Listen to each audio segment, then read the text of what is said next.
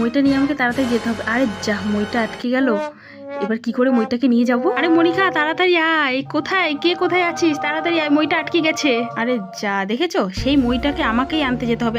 কখন ওকে আনতে দিয়েছি মইটা, আবার আটকে দিয়েছি মইটাকে। সর, মইটাকে এইভাবে বেরোবে, সেই মইটাকে আমাকেই কেটে আবার বের করে নিতে হবে। তোর দ্বারাই কিচ্ছু হবে না, একটা মই তাও তুই আনতে পারিস না। হ্যাঁ হ্যাঁ, তুমি কত পারো, নাও তুমি নিজেই করো। হ্যাঁ আমি নিজেই করে নিচ্ছি, আমি নিজেই করে নিচ্ছি।